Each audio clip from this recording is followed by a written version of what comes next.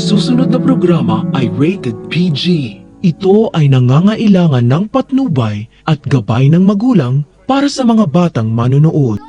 Kampon talaga ng kadiliman itong si Moira dahil ipinahamak niya si Lynette at Chang Susan sa restaurant dahil gusto niyang makulong ang madrasta ni Lynette bilang ganti niya.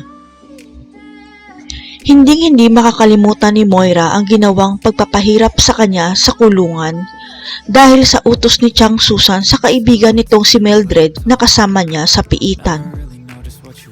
Abot langit ang pasasalamat ni Lynette na nilibre sila ni Doc Carlos sa isang mamahaling restaurant kaya lang minala sila dahil nandun rin pala ang bruhang si Moira. Nang matapos kumain si Chang Susan at Lynette, hinabol sila ng staff ng restaurant. Yun pala nilagay ni Moira ang napakamahal na wine sa loob ng bag ni Chang Susan. Pinagpipilitan ni Moira na ninakaw daw ni Chang Susan ang wine, kaya dinala sa presinto ang dalawa dahil nakita ng staff na hawak-hawak pa ni Chang Susan ang wine. Kaya walang magawa si Chang Susan at Lynette kundi sumama sa presinto at ikunulong nila si Chang Susan kaya tumawag si Lynette kay Carlos para humingi ng tulong. Abot langit ang galit ni Lynette sa ginawa ni Moira dahil sobra na ang kasamaan nito at unti-unti nang nauubos ang pasensya ni Lynette sa demonyang si Moira.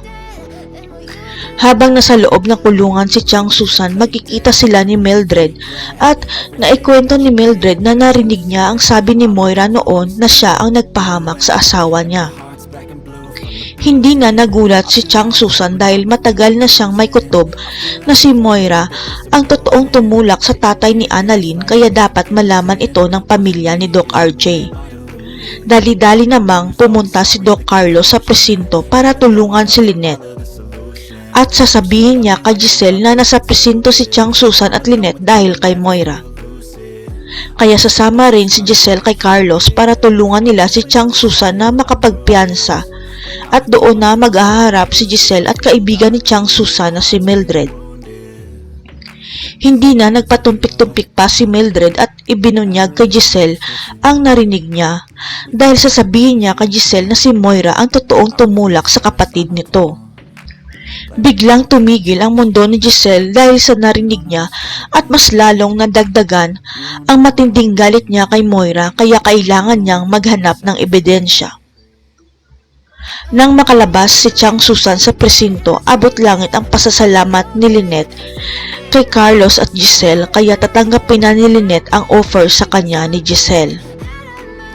Siguradong magugulantang si Moira sa bagong Lynette dahil siya ang magiging representative ni Giselle para mapabagsak nila si Moira at mabawi ang Apex. Makuha kaya ni Giselle ang cellphone ni Doc RJ na naglalaman ng matibay na ebidensya? Abangan!